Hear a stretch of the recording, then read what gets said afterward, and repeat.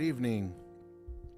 Welcome to another episode of MXDTV. This is episode 29, if you can believe it. Episode 29. It's new. I took a couple.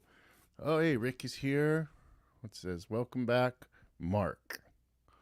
Thanks, Rick. Thanks for tuning in. Rick tunes in quite often. We're lucky to have him. Yeah, I took a few weeks off. There was pestilence, and there was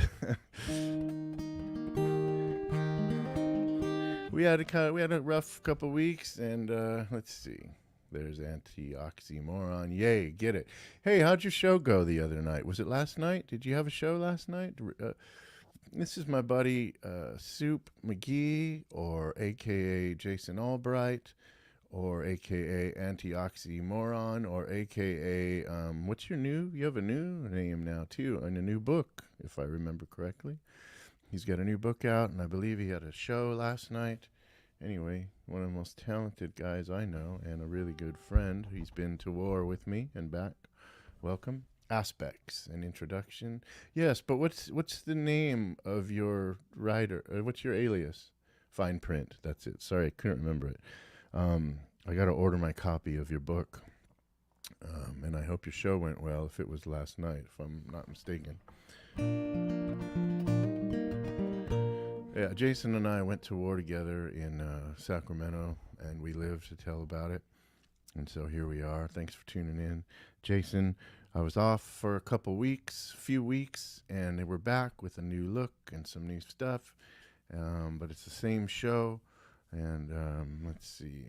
My executive producer says, looks and sounds great, she says.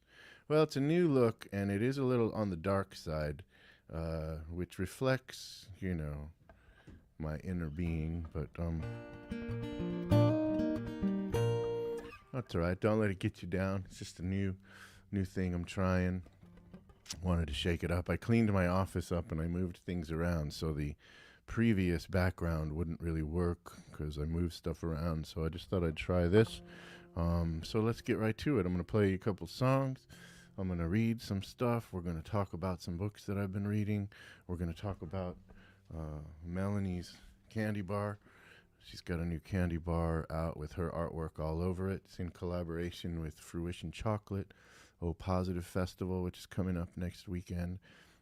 Pinkwater Gallery, which is Ann Sanger's gallery, who she is works with and shows at her gallery. This is her candy bar, and next week we're going to have all of these guys on the show, right? And we're going to announce the winner of the auction for your painting, the painting that the artwork to this candy bar is based off of. Melanie, is that correct? I don't know. I think I messed that up, but maybe not.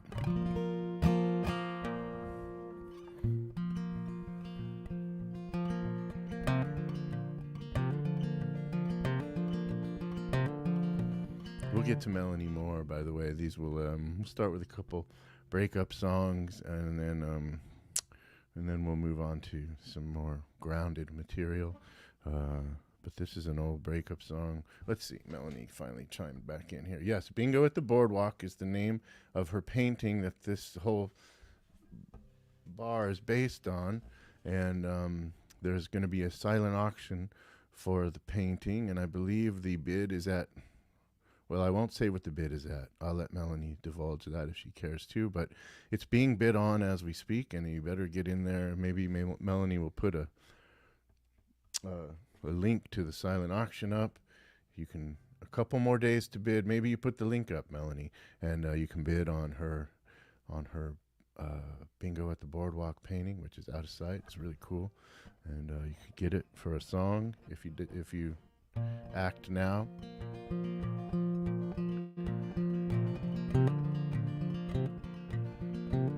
Melanie and I were just talking about somebody who's in a bad relationship, or I forget what we were talking about, and we were saying how here's the link, Pinkwater Gallery. So go check it out. Click on this link. Go check out what we're talking about, and you can bid on Melanie's painting. I'm going to just leave that there for...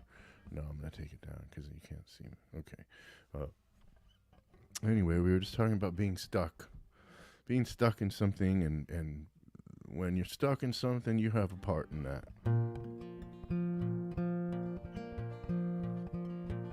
It's not all your fault, but some of it. Maybe not all of it, but some of it. Like when I was stuck in Sacramento, Jason. Remember that?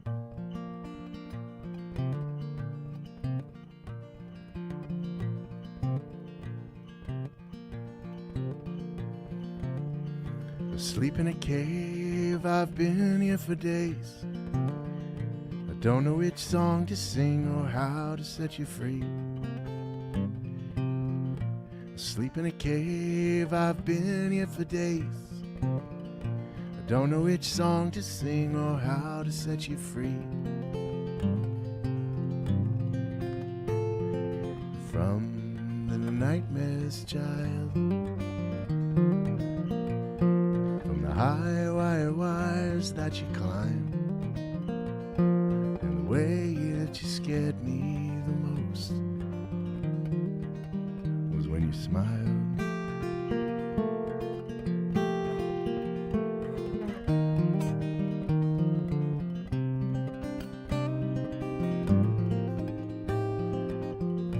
And you sang the same thing to me.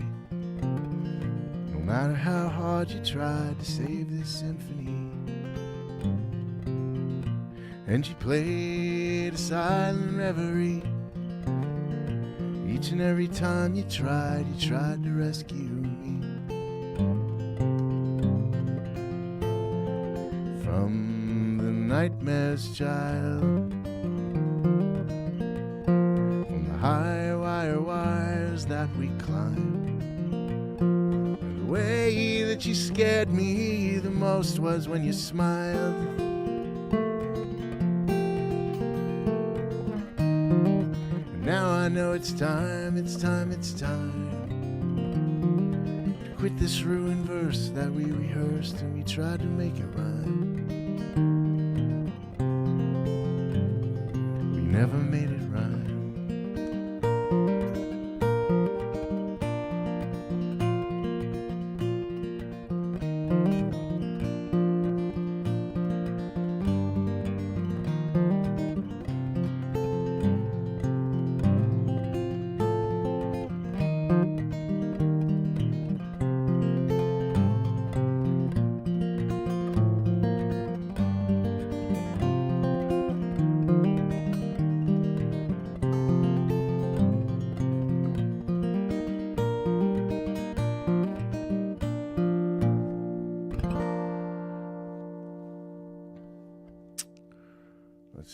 Like my pal Eric Squindo is here. Eric, okay, I'm supposed to send you the chords, I think. I'll send you a video of me playing it just now. I usually play, hey Eric, thanks for tuning in, by the way. Congratulations to Eric Squindo, who just did a fabulous show at the Colony, the Harry Nilsson show, and it was a big success, his biggest success yet. And I was not there. I was supposed to be there, but as I mentioned previously, there was pestilence in our house, and I was unable to go. But Eric, as a generous spirit, offered to let me record a video, and he played it on the screen at the Colony amidst a bunch of big shots that played that show. So I'm honored, and Eric, you're a great friend, and congrats to you, man. You deserve it. You deserve the success you enjoyed. You've worked so hard. And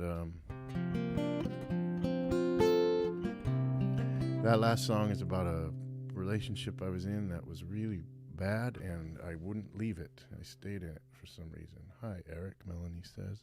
I stayed in it even though it was not very good for me.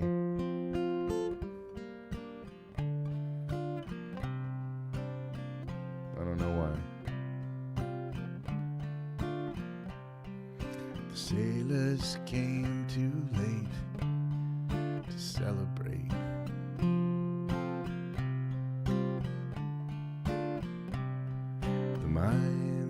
said was it's always gonna be this way.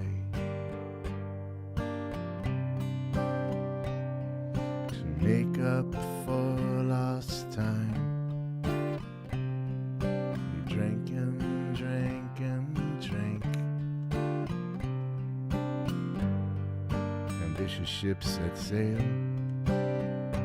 and dashed their stupid dreams along the beach near Cape.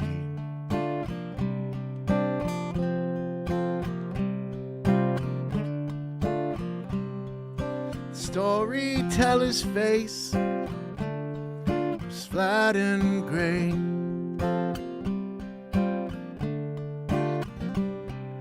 Policeman said, take all of your hidden things and please just quietly go away. The prince, the thief, the poet, he had to wait and wait and wait. The story never ends. But you know you can't depend upon me, dear Kate. Major Tom was wrong. It's not lonely out in space.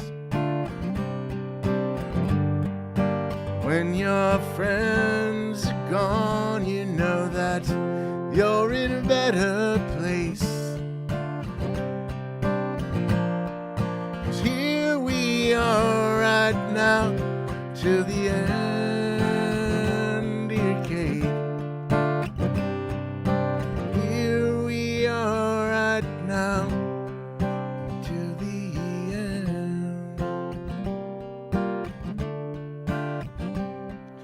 St. George was waiting on a train.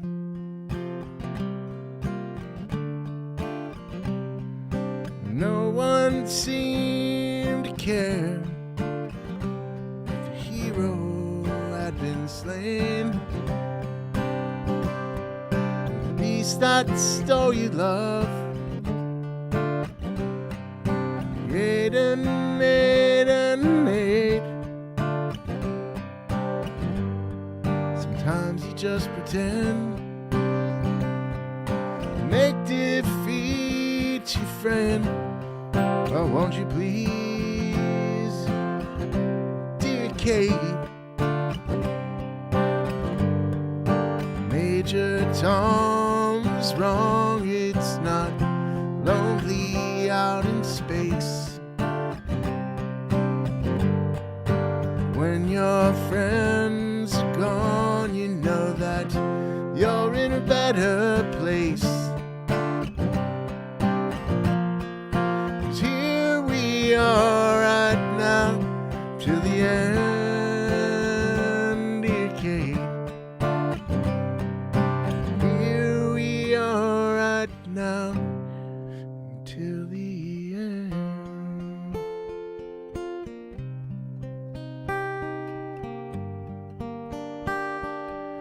Ashes to ashes, funk to funky. We know Major Tom's a junkie, strung out in heaven's high, hidden all the time low.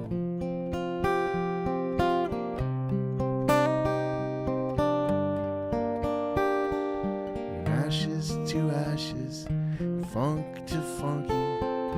We know Major Tom's a junkie, strung out in heaven's high, hidden all time low.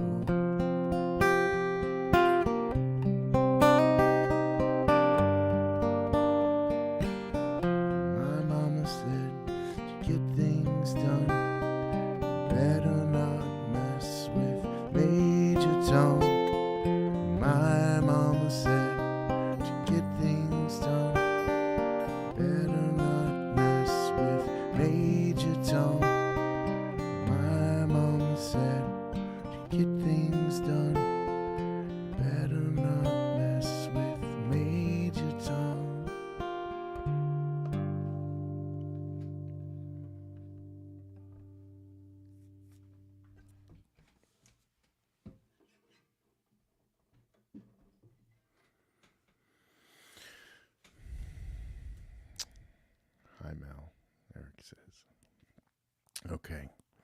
like to read you a couple poems now. I was going to start with a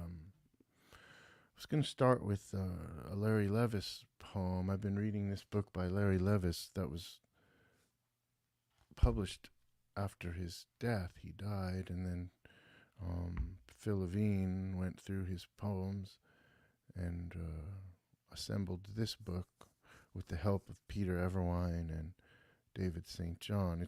It's a great book, and there's a darkness to it, and there's a really long poem I wanted to read, but I don't know if I'll read it. I think I'm just gonna read another poem called Two Trees. But before I even read that, I thought about this poem by my buddy and one of my mentors, a guy named M.L. Williams, Marty Williams, the poet. And I'm going to read from his great book, Game, and I'm going to read the first poem called Winter Morning. We're not quite there yet at winter, but I like what this poem says, and it relates somehow to what I'm getting at here tonight. The poem's called Winter Morning, and like most of the poems a lot of the poems in this book, the epigraph is by Ludwig Wittgenstein from his philosophical investigations, and it says this: I can easily imagine someone always doubting before he opened his front door whether an abyss did not yawn behind it. The poem's called Winter Morning. It goes like this. Rinse the coffee cup, set it in the sink beside the crumbed plate. Adjust your dark collar, your coat, your phone, yes. Sun in the back window, a flood off the late winter snow. Flood of light, and you know it will be cracking cold. The icicles yet to find their slow drip. Light a blue trick like a surgeon's lamp when the anesthesia wears off, to go out and clear the driveway, to scrape the glass through halos of breath, each magpie a night in itself beyond the stone threshold, its burden of pain, but first, the door. But first, the door. First things first. Some days, anyway, I'm not going to say that. The next poem is from Larry Levis's book, Elegy, and it's called Two Trees.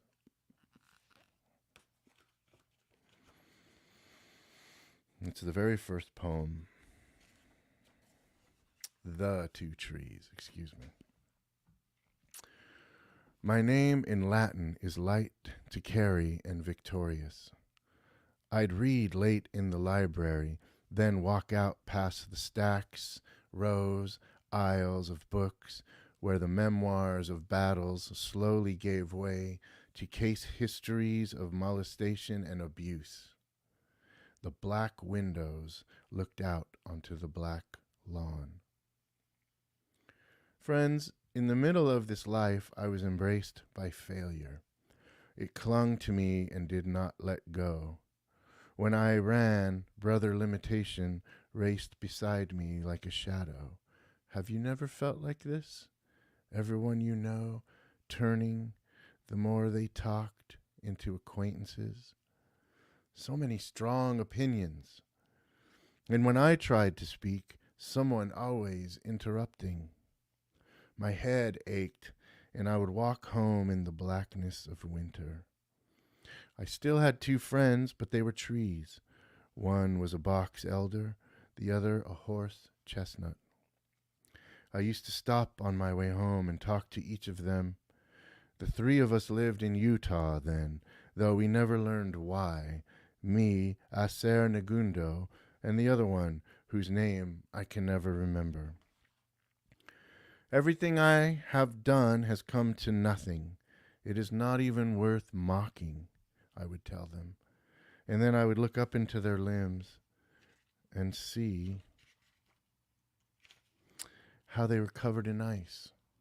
"You do not even have a car anymore," one of them would answer, all their limbs glistening above me. No light was as cold or clear. I got over it, but I was never the same. Hearing the snow change to rain, and the wind swirl, and the gulls cry that it could not fly out of. In time, in a few months, I could walk beneath both trees without bothering to look up anymore, neither at the one whose leaves and trunk were being slowly colonized by birds again, nor at the other, sleepier, more slender one that seemed frail but was really oblivious to everything. Simply oblivious to it, with the pale leaves climbing one side of it, an obscure sheen in them. And the other side, for some reason, black, bare, the same almost irresistible carved indifference in the shape of its limbs, as if someone's cries for help had been muffled by them once, concealed there, her white flesh just underneath the slowly peeling bark, while the joggers swerved around me and I stared, still tempting me to step in, find her, and possess her completely.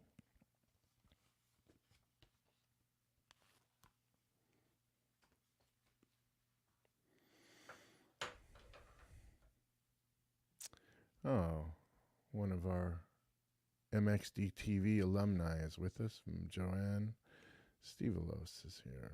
Hi, Joanne. Thanks for tuning in.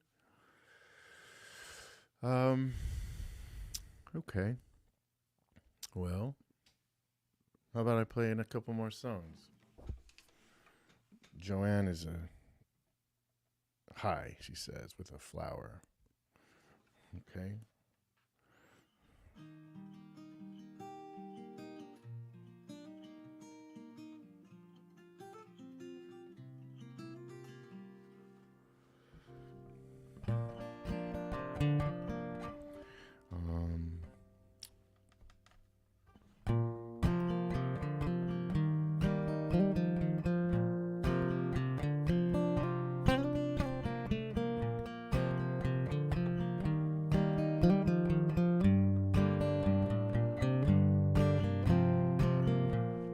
Mary, the interstate finally revealed my fate. I watched the sun turn red outside Virginia at 6 a.m. As I rode along, started to hum you this song, something new and different than the motel dirge inside my head. It goes like this: I love you, baby, and your wrists are white as stars. Mary, the human race is flawed and filled with hate. We can't change their minds, we can only sing the songs we write. And it goes like this: I love you, baby. She sleep beneath the stars. Don't forget now, I love you, baby, as you spin beneath the stars. We can only be just who we are.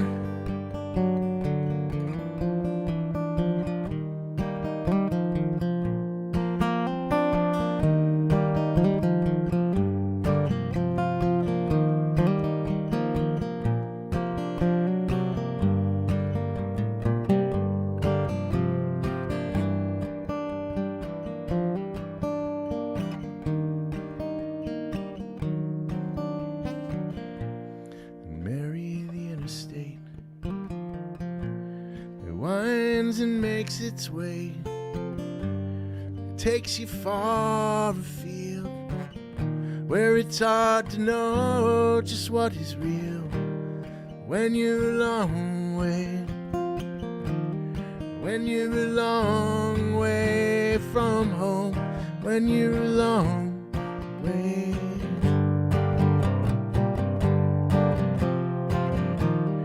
Don't forget now,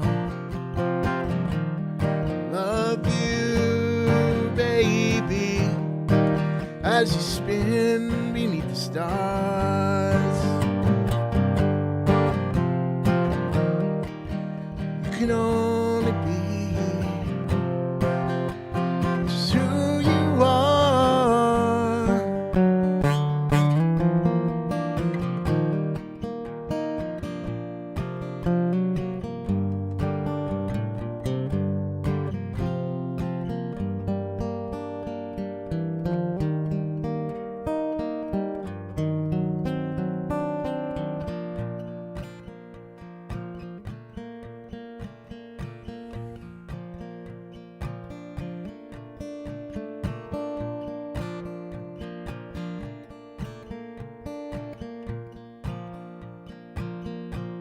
I made my way like an angry fool across the railroad veins and all the shit that I pulled. I changed my way, the world's the same. And now I'm never going back again.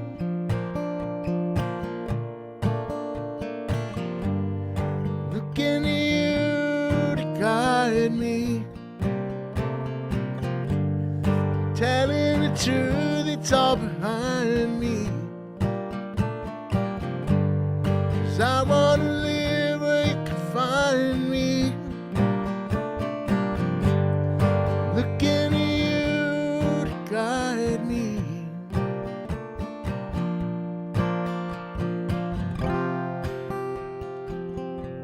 She came to me, and she made me see that I was free. I didn't have to live on repeat. And I'm here to stay, see you clearly. It's what I do now, not what I say.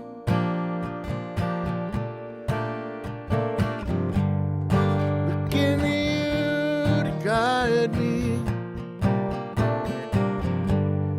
telling the truth, it's all behind me.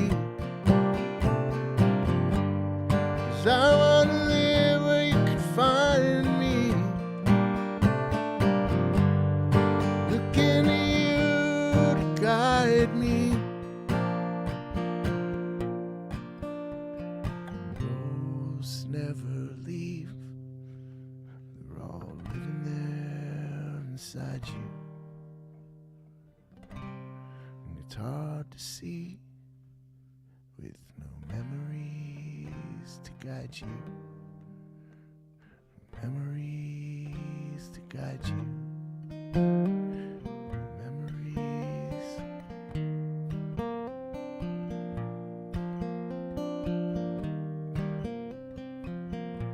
Out here in the fields, I fight for my meals, put my back into my living. And I don't need to fight to prove I'm right.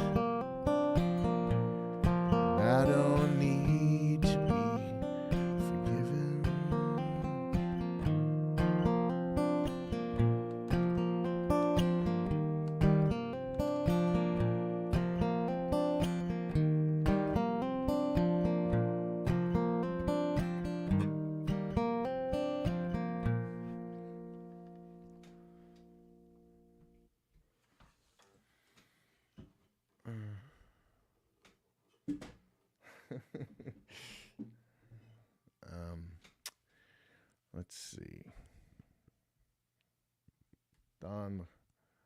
Hey, Don and Bob in Tennessee. What's going on? How are you? Well, how's life? So, I thought I'd play those two songs. One's for Mary and one's for Melanie. And then I thought I would, my life has changed considerably from where it started. And I guess that's kind of a trite or stupid thing to say because that's true for anybody. Memories to guide you, love, and how we rewire ourselves to find it. Sounds excellent. Thanks, man. It sounds dumb for me to say, oh, well, yes, my life is much different than it used to be, and it's changed, and that's all true. But I've made some moves that actually improved it, and there was no way I could have guessed what was to come next. After making a couple pretty simple decisions, but monumental or colossal efforts to change my habits. But in so doing, my life has changed drastically, and I live in New York now, not in California, and I'm married, and I have a child, and I'm a dad, and I'm a husband, and I don't lie that much really anymore. I don't. I mean, I used to lie quite a bit about just about everything. So it's interesting to. Oh, I'm not going to read this yet. I want to read. Where am I going with this? I don't know. I don't know where I'm going with this, other than you can't predict what's going to happen, and sometimes you get stuck. I want to read. I came upon this author. This guy's name is Charles Baxter, and then I came upon him. I've never read him before. I'd never heard of him, but I always pick these books up when I can find them. They're great. This one I found in a used bookstore recently, and I bought it for whatever, a couple bucks, and they're the best American short stories. This one is I don't know him either, but I do now. So I bought this book. I always buy these, and this one's edited by Richard Russo. And one of the stories in here is I'm getting used to my new setup, and so I can't see that good. I read this story. This is a bunch of short stories, obviously. You can tell by the title. I read a story in here called Cousins, and I think I read it all in one sitting. And it's one of the best stories I've ever read in my life. It's kind of a perfect story. Anyway, for me, it is. And I was going to read you the beginning of it, but what I'm going to do is I'm going to read you just this one little passage here. You can see where I don't know about you, but I write in my books, and can you see that? Maybe if I back away. Anyway, this is a little passage from a short story by a guy named Charles Baxter, and the story is called The Cousins. And I'm just going to plop right into the middle of this thing. The narrator, or this is the narrator of the story speaking, and he's cousins with a guy named Brantford. Anyway, none of it really matters. I love this passage, and it goes like this. There's no profit in dwelling on the foolishness of one's youth. Everyone's past is a mess. And I wouldn't have thought of my days as an actor if it weren't for my cousin Brantford's having told me 20 years later over lunch in an expensive restaurant that he felt as if he had killed someone, and if my cousin and I hadn't had a kind of solidarity. By that time, Julietta and I had children of our own, 2 boys, Elijah and Jacob, and the guttering seediness of New York in the 1970s was distant history, and I only came to the city to visit my cousin and my aunt. By then, I was a visitor from Minnesota, where we had moved and where I was a partner in the firm of Will Rashid and Lamp. I was no longer an inhabitant of New York. I had become a family man and a tourist. Do I need to prove that I love my wife and children, or that my existence has become terribly precious to me? They hold me to this earth. Once, Back then in my 20s, all I wanted to do was to throw my life away. But then, somehow, usually by accident, you experience joy. And the problem with joy is that it binds you to life. It makes you greedy for more happiness. You experience avarice. You hope your life will go on forever. I just think that's maybe a perfect little passage from a perfect story. I wish I could read you the whole thing. You would you would all tune out. But so after reading that story, which I was enamored with, Melanie did a heart. I loved this story so much. I looked him up, and he's got a ton of books, and he's got a bunch of books about writing itself. And he does this thing that I too am trying to do. It's interesting how you come across writers that you jive with. But I love Charles Baxter, and I bought this book, The Soul Thief, and I read it. It's great. I was going to read a passage from it. There's this really great description of this character's father-in-law. Maybe I'll read it. I will read it. It's really great. So I'll just read you another little passage from one of his books. Apparently Charles Baxter does this thing where he does lots of short stories, and he's got these different novels and novellas, and he's got recurring characters and people that you see in certain stories come back in other stories, and that appeals to me. I didn't know he did that, but I could see how that happens, because within the context of these stories, there's these wonderful passages. And there's this one here, which really doesn't have, it's kind of beside the story a little bit, but this character, Nathaniel, is explaining his father-in-law. He calls him, and I just love the description of his father-in-law. It goes like this. At home the next morning, he stares at the telephone before calling his stepfather at his New York office on Water Street, near the East River, with a view of the Brooklyn Bridge. On warm days when the wind is right, his stepfather claims he can get a whiff of the Fulton Fish Market. Nathaniel hates to disturb him, but he needs some advice from a fully qualified adult. His stepfather is a semi-pro capitalist, as he calls himself, an investor in startup companies. He's an easygoing, charming moneymaker, unafflicted by true greed. He doesn't mind being disturbed at work. He's placid and detached, observing with disinterested attention. I messed up. He doesn't mind being disturbed at work. He's placid and detached, observing with disinterested attention the tidal flow of capital. All he wants is to get his hands in that water from time to time and scoop out a few cupfuls of cash. The system continues to function thanks to cool-headed minor players like him. The raptors come and go on huge reptilian wings. Nothing surprises this man. Nothing shocks him. His worldliness is a perpetual relief from anyone else's naivete.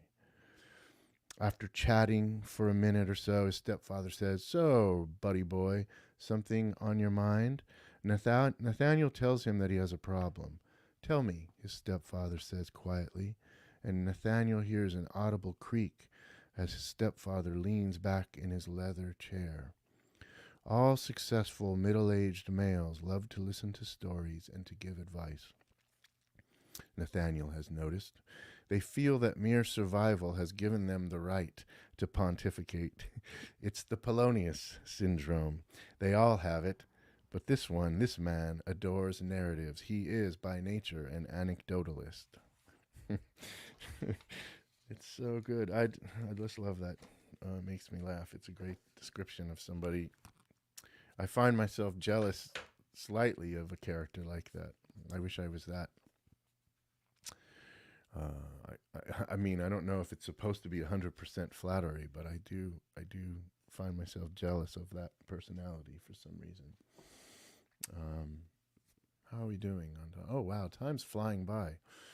Well, thanks for tuning in. I'm glad you're all here, those of you that are here. I have a couple more songs, and then I'm going to read a couple more. I'm going to read a couple more things, and then we're going to call it a night. I'm going to try to not go too long. I hope the new setup is not distracting. And if so, we can change it. It doesn't have to stay this way. I also want to say this. I don't feel as bad as I look. I noticed the other day in the mirror, and I was talking to a friend of mine. I told him, I said, I hope you know that I don't feel as bad as I look. It took me a long time to acquire this particular face, and I was unkind to myself physically for a long time. So I believe I'm paying the price for it now, but I'm actually feel pretty good for a guy my age. So I'd like to apologize for... New setup is an adjustment. Oh boy, that's not a good sign. Yeah, it is an adjustment, and I don't know how I feel about it yet, but well, we can always change it, if it's too dark. If it's too dark, we can... I wanted to go for the Charlie Rose look tonight. I've always loved that. And I know Charlie Rose is not popular these days, but I always loved Charlie Rose. And I wish I could watch him still. Who cares? Who cares what? That about my setup or about Charlie Rose? Oh man, there we go. Sherry likes the new setup. Who likes Charlie Rose, or is he hated by everybody? I kind of feel sorry for him. I don't know. I guess I shouldn't. Yes, the setup. Who cares? Okay, sorry. That's Melanie's telling me to get on with it. All right. I'm going to play another song. Okay, got it. I get it. Loud and clear. My executive producer is telling me to get on with it. And not so many. I'm going to play another song. This is another song kind of about Melanie. Well, it is about Melanie, not kind of. I say the word kind of a lot. And I wish I did not. Oh, thanks for being here, by the way, Joe. I didn't say that. I didn't say thanks for tuning in, pal. Joseph's got a great Instagram account, and well, I gave it up, man. I let the cigarettes go. It's been a long time. Although it would look cool in this particular setting. You're right, and sometimes on stage, a la Tom Waits. I wish when I'm doing like spoken word stuff, I wish I had a cigarette going. He was the master of that. He had the lights and everything set up perfectly. So a cigarette would come in handy, but I wouldn't be able to do it. I was off just right over here outside of the view of the camera is my albuterol inhaler, which is not very rock and roll. But I get short of breath. I get short of breath easily. Anyway, this is a song for Melanie, and it does kind of go with whatever the theme is tonight. How we careen over years, and careen across the years, and end up in a place.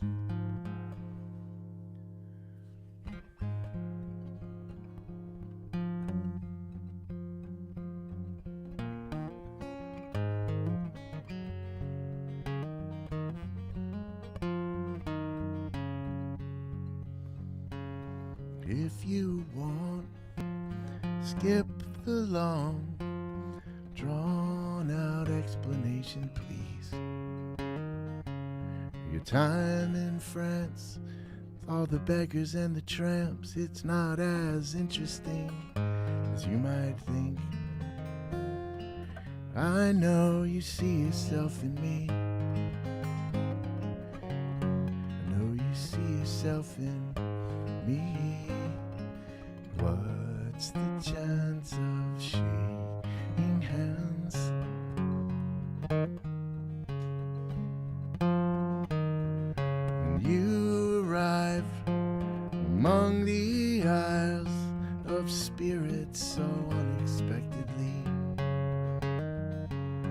And I just emerged from beneath the earth, a prisoner who finally tunneled free. I know you see yourself in me. I know you see yourself in me.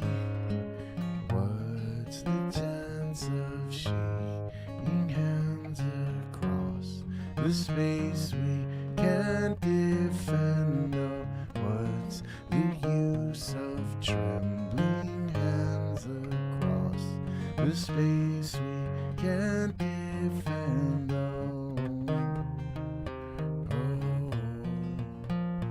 You're my twin, you know, I can't deny.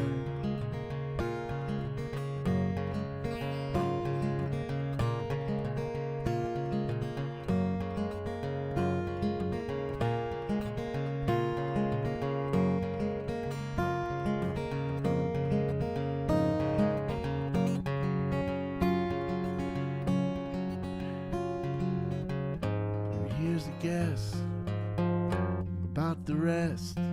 They'll light the fires on the shore of Lake Marie, and I'll take an oar and leave the shore further out into uncertainty. I know you see yourself in me. I know you see yourself in me. I know you see yourself in me. I know you see yourself in me.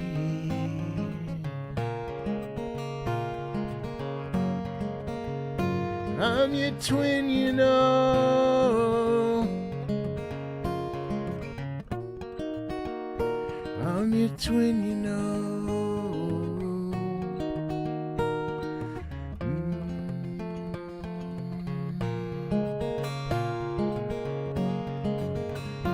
I'm your twin, you know.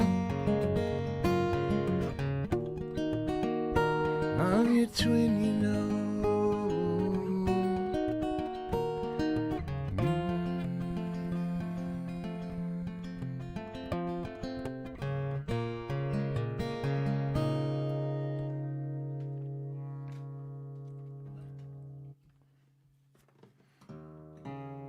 So we've been working on that song in the studio, and it's coming out quite good. I'm really pleased with it, if I do say so myself.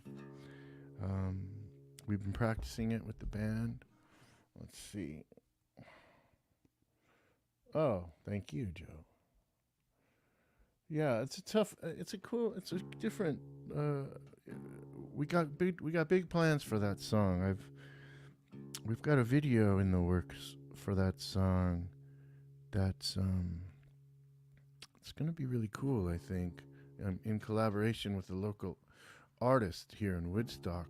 I think you're gonna dig it. And we had a guy named Richard Hammond play upright bass on it, guy from New York City who's really cool, and Justin came up with this great drum part, and I believe Todd Nelson played a really cool guitar part on it. And so, anyway, it's coming out pretty cool, and it's looking forward to playing that more.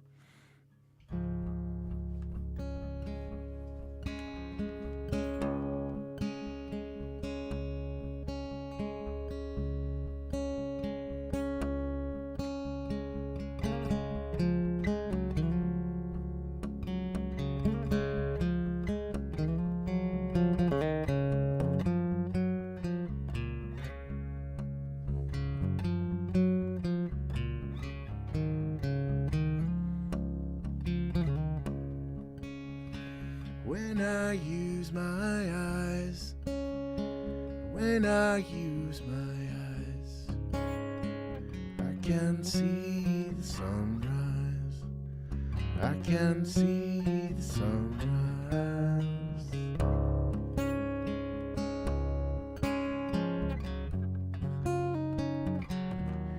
Here we are,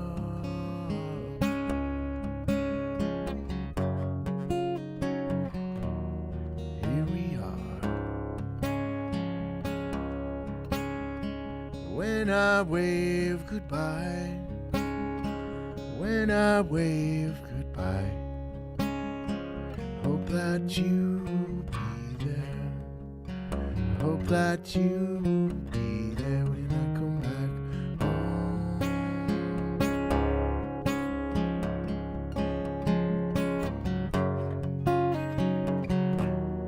Here we are,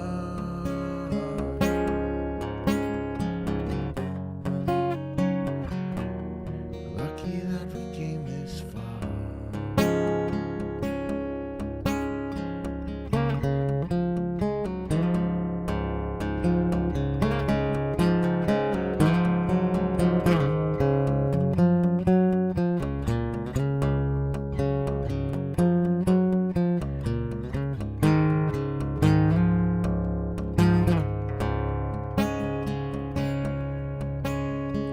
When I wave goodbye, when I wave goodbye, hope that you'll be there.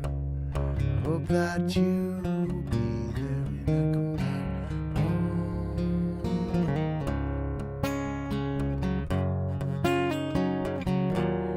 Here we are,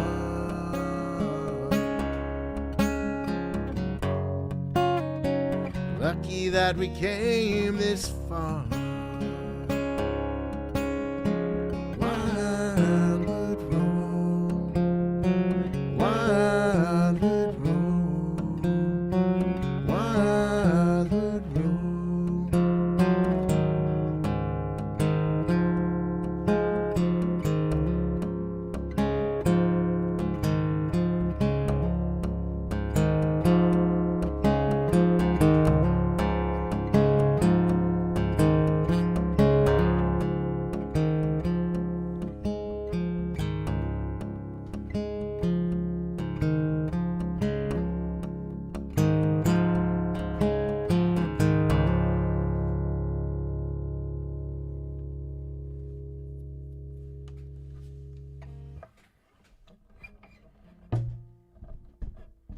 That's the final track off of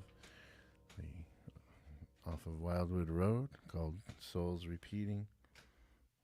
Joanne claims it's one of her favorites. Mine too.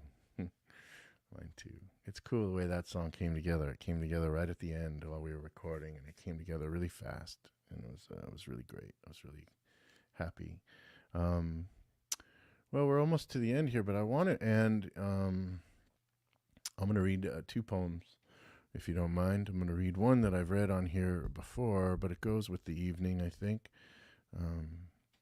Goes with the evening. It's a poem. It's a newer one of mine. Excuse me.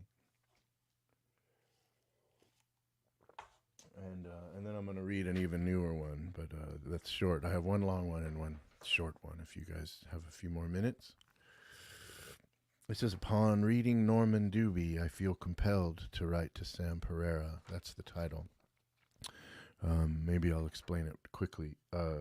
Norman Doobie is one of my favorite poets. He's never really came across a lot of people that know him or read his poems, but I've read them for a long time. That's not to make me sound like I know something you don't. It's you know how it is. You have a favorite artist, or you have a favorite something that's little known, and you feel, I don't know, precious about it or something. But one of the great Fresno poets, Sam Pereira, who I had on this show, found out one time I read a Norman Doobie poem on MXDTV.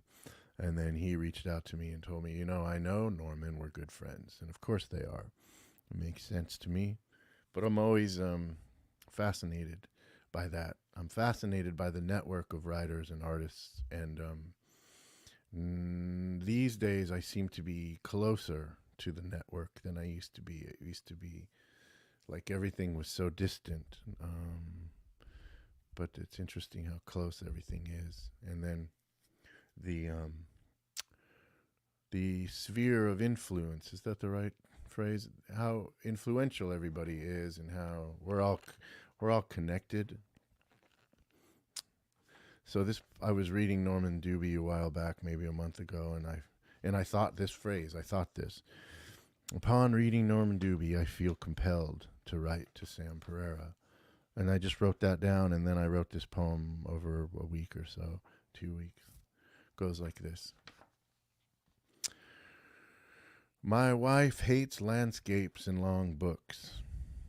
I imagine her rewritten as a dark-eyed junco in the snow under the shadow of a large spruce, her wing extended, harboring a solitary fledgling, which is unusual. Thin legs of weeds and grass dangle from the point of her exquisite beak. In 1988, New York City is blue and orange and yellow and dead at dusk.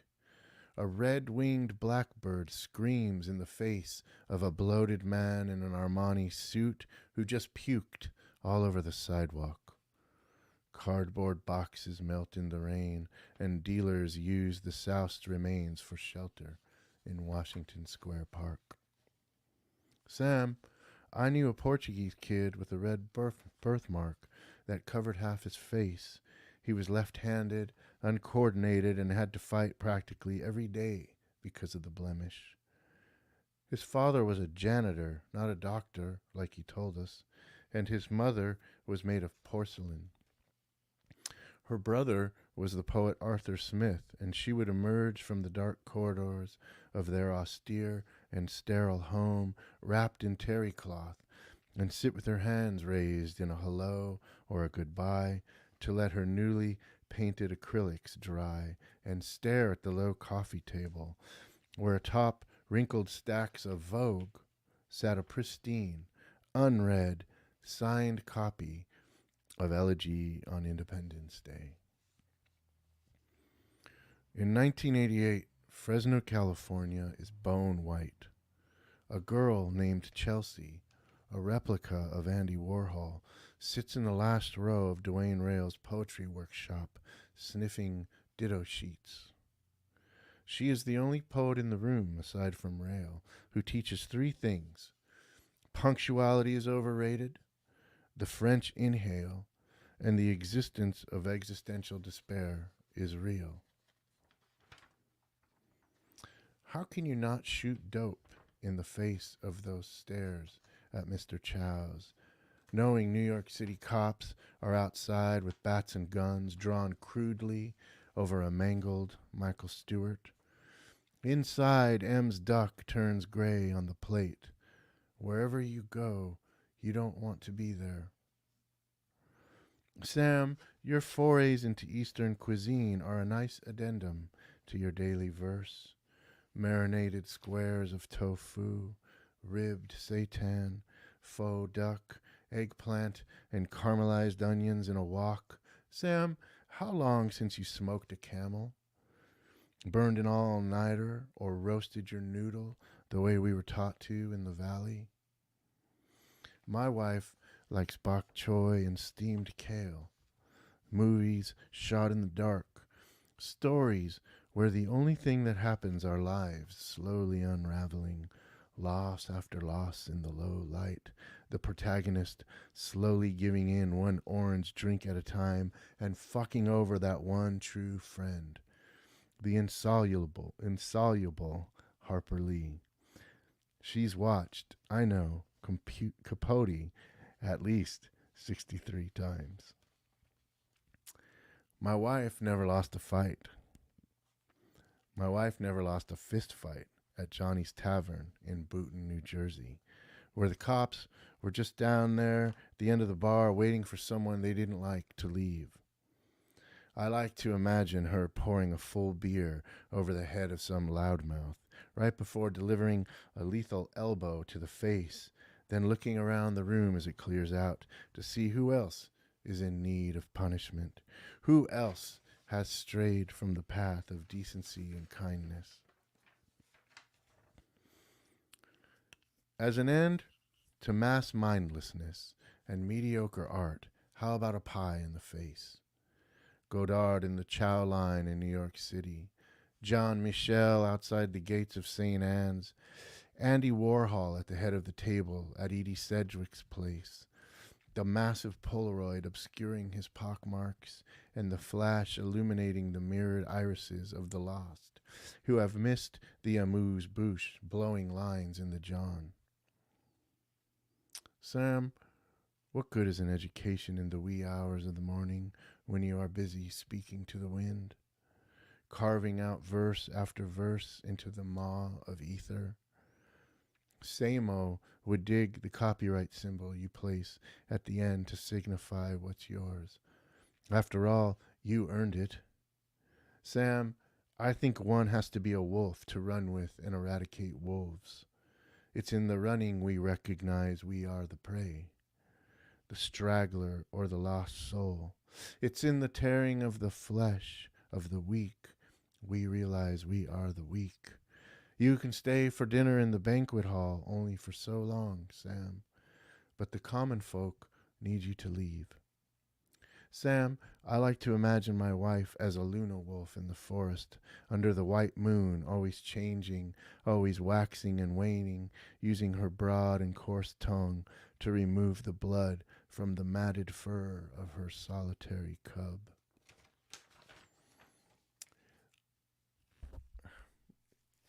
I recently read at Cafe Lena, and I read that poem, and I read a couple others, and the woman that ran it afterwards said to me, "Your poems are really long." I don't think she was pleased. Anyway, I'm going to end with a newer one that I've been working on, and in rebuttal and response to the lengthy poem comment, I have a shorter one here. Actually, it's longer. I was working on it today, and it'll probably end up being longer, but I like this little section I have here, and I'm going to read it. Maybe I'll read the whole thing. All right. I had a dream the other night. Anyway, the title of this poem is Last Night I Dreamed of Atlanta. I don't know if... Maybe I will read the whole thing, so what? Okay, here we go. It's called Last Night I Dreamed of Atlanta. It's got two sections. And the first section, this is one. Sorry. Last night I dreamed of Atlanta. Spotted with bouts of consciousness, brief and unnerving, in which I would switch sides, right to left and back again, spinning my hips to try and alleviate the spiking pain there. The sensation that arrived one afternoon on the eve of the plague, the new one, not smallpox or AIDS or polio or cholera. More like a flu or a cold it arrived, like anything arrives out of history and time and decision. On the final hill before home, my left side locked up and stopped working, and hasn't worked right since. I have seen all manner of healer and therapist to try to set it right. I have taken to broths and greens and mantras and groups, but the pain persists and changes and nags like a memory. I have never been to Atlanta or Spain or Canada.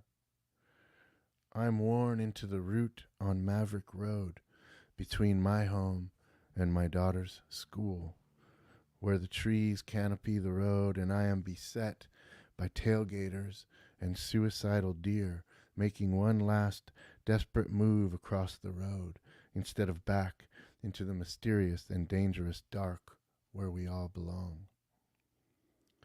In the dream I was happy, so it seemed. I have no memory other than the recurring abbreviation, ATL, and for some reason it swirled like a prayer in my body. I said it over and over again, then would wake in the dark to the rain outside and the breathing of my daughter and my wife.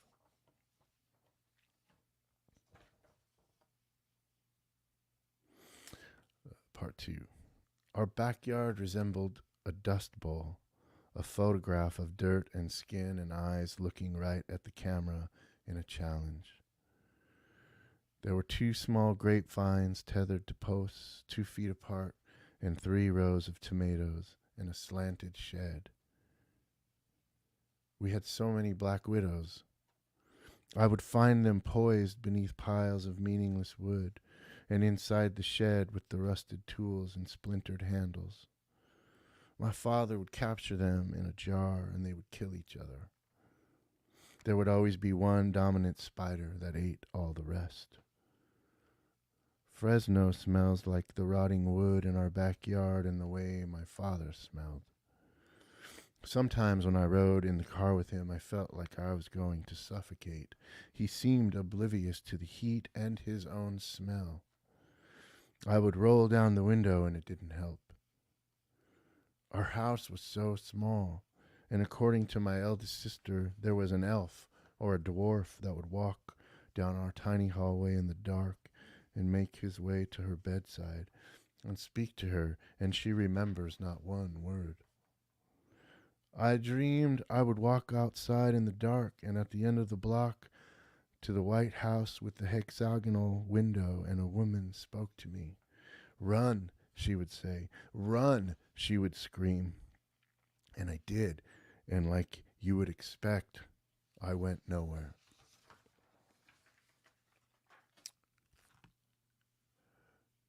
Well, that's not too bad. An hour or so. Thank you for tuning in. Thanks for being here with us. Melanie, I guess I should mention your bar. And next week we have a special MXDTV. We're going to have Melanie and Mimi and Richard are going to be on. And are they going to be on too? I don't remember. Or it's just going to be Anne and you, and you're going to announce the winner of the silent auction. I have a feeling Melanie's fallen asleep. Oh, there she is. We'll announce the winner of the painting. Yes. Okay, you and Anne. I don't know. Anyway, next week you're going to want to tune in. Melanie will be here. Let's see. And Mimi and Richard too. Oh, and our collaborators, Mimi and Richard, who we've worked on some videos with. I'm wide awake. and you and Anne. Okay, great. So we have a big show planned next week. There's going to be a lot of guests, and we're going to announce the winner of Melanie's bingo on the boardwalk, whoever won the silent auction, and anyone else who wants to join. So we're taking guests next week. We're going to have lots of guests. Hope you guys can tune in. Thanks for being here tonight. And see you next week. Thanks. Have a good night.